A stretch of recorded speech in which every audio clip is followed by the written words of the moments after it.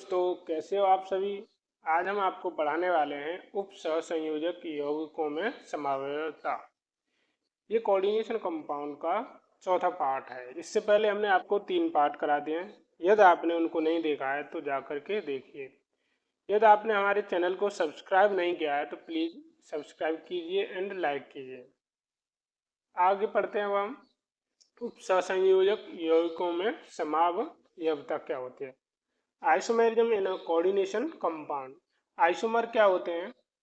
Isomer वे होते हैं जिनका सेम मॉलिक्यूलर फॉर्मूला होता है, सेम मॉलिक्यूलर वेट होता है, but different physical and chemical property होती हैं। क्या कहलाते हैं? आइसोमर कहलाते हैं। आइसोमर को हमने 2 भागों में डिवाइड किया है।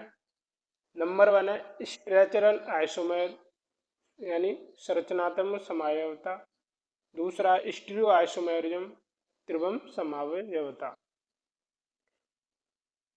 तो संरचनात्मक समावयवता को हमने 4 भागों में डिवाइड करते हैं। पहला होता है लिंकेज आइसोमेरिज्म यानी बंधनीय समावयवता। दूसरा उप सहसंयोजनी समावयवता यानी कोऑर्डिनेशन आइसोमेरिज्म। तीसरा होता है इसका आयनन समावयवता यानी आयोनाइजेशन आइसोमेरिज्म। और चौथा है विलायक योजन समावयवता सॉल्वेंट आइसोमेरिज्म। और त्रिवम समावयवता यानी स्टीरियो आइसोमेरिज्म को हमने 2 भागों में डिवाइड किया है। पहला होता है ज्यामितीय समावयवता और दूसरा होता है प्रकाशिक समावयवता। आज हम इसमें संरचनात्मक समावयवता के बारे में पढ़ेंगे।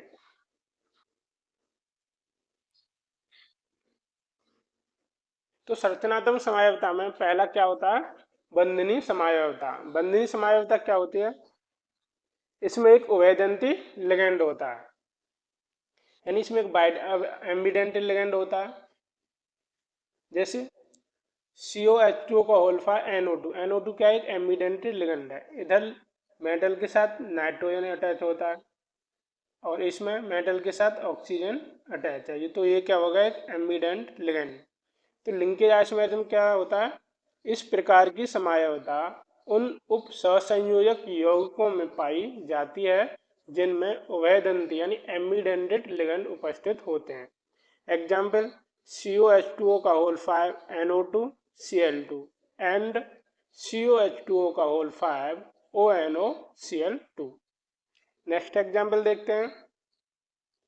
CrNH3 का whole 5 HCN SO4 and CrNH3 का होल 5 NCS SO4। इसमें क्या है दोस्तों? इसमें मेटल के साथ यानी मेटल क्रोमियम के साथ सल्फर अटैच होता है, यानी सल्फर मेटल को लोन पेयर डोनेट करता है। और इधर एग्जाम्पल में क्या कर रहा है? ये नाइट्रोजन क्रोमियम को लोन पेयर डोनेट कर रहा है, लेकिन इनका मॉलिक्यूलर फॉर्मूला क्या है? सेम है, HCN और NCS, यानी नाइट्रोजन है, कार्बन है, सल्फर है। इधर भी नाइट्रोजन, कार्बन एंड सल्फर, लेकिन लिगेंड में डोनेट करने वाले अलग अलग हैं। इधर क्या है? सल्फर है और इधर क्या दे दिया है? नाइट्रोजन। तो ये क्या हो गए?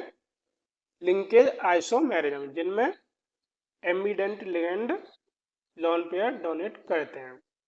दूसरा होता है उप सहसंयोजनी समावयवता यानी कोऑर्डिनेशन आइसोमेरिज्म।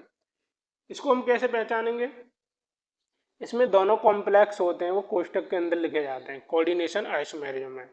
और क्या करते हैं? ये अपने लिगेंड एक दूसरे से एक्सचेंज कर लेते हैं। यानी पहला क्या होता है? एक पॉजिटिव कहलाता है और दूसरा क्या कहलाता है? ऋणायन। तो पहला कोष्टक पॉजिटिव और दूसरा ऋणायन। तो पॉजिटिव के साथ नेगेटिव का लिगेंड आ जाएगा और नेगेटिव वाले के साथ पॉजिटिव का लिगेंड आ जाएगा। तो उसे बोलेंगे कोऑर्डिनेशन आइसोमेरिज्म। जैसे इस प्रकार की समावयवता उन उप सहसंयोजक यौगिकों में पाई जाती है जिनमें धन आयन तथा ऋणायन दोनों प्रकार के आयन संकुल आयन होते हैं, यानी धन आयन पहले वाला होगा और ऋणायन दूसरे वाला होगा। इस प्रकार की समावयवता धन आयनी व ऋण आयनी उप सहसंयोजक सत्ताओं के मध्य लिगेंडों की अदला बदली के कारण उत्पन्न होती है। एग्जाम्पल से समझते हैं। जैसे CONH3 का होल 6 CrCN6, ये क्या है? एक कोऑर्डिनेशन आइसोमेरिज्म है, यानी इसमें लिगेंड क्या दे दिया है? अमोनिया और मेटल क्या है? कोबाल्ट। इसमें मेटल क्या है, क्रोमियम, और लिगेंड क्या है, साइनाइड। तो ये क्या करेंगे, एक दूसरे से अपने लिगेंड एक्सचेंज कर लेंगे। जैसे CO के साथ किसका लिगेंड आ गया, क्रोमियम मेटल वाला यानी साइनाइड आ गया था, और क्रोमियम के साथ किसका लिगेंड आ गया, कोबाल्ट मेटल का, यानी धनायन का ऋण आयन के साथ और ऋण आयन का धन आयन के साथ। तो ऐसे कंपाउंड क्या कहलाएंगे, कोऑर्डिनेशन आइसोमेरिज्म। पहचान इनका यह है कि ये दोनों केस में लिखे होते हैं, कोष्टक में लिखे होते हैं, कोष्टक यानी कि गुरु कोष्टक में लिखे होते हैं। तो बहुत ही आसानी से इन्हें पहचान सकते हैं हम। नेक्स्ट है हमारा आयनन समायोजता। इसमें क्या होता है, लिगेंड और काउंटर आयन एक दूसरे से क्या करते हैं, एक्सचेंज कर लेते हैं। आयोनाइजेशन आइसोमेरिज्म क्या होता है, इस प्रकार की समायोजता लिगेंड तथा काउंटर आयन की अदला बदली के कारण उत्पन्न होती है। जैसे CONH3 का होल 4 Br2Cl तथा CONH3 का होल 4 BrCl जैसे पहला इसने क्या दे दिया, लिगेंड कितने इसमें 4 और Br2 यानी कि 6 लिगेंड है। क्लोरीन क्या दे दिया, बाहर दे दिया, यानी प्रत्यायन है, ये काउंटर आयन है, प्रत्यायन यानी काउंटर आयन है। और अंदर वाले क्या होते हैं, कोष्टक के अंदर वाले लिगेंड होते हैं। तो लिगेंड और काउंटर आयन क्या कर लेते हैं, आपस में क्या कर लेते हैं, एक्सचेंज कर लेते हैं।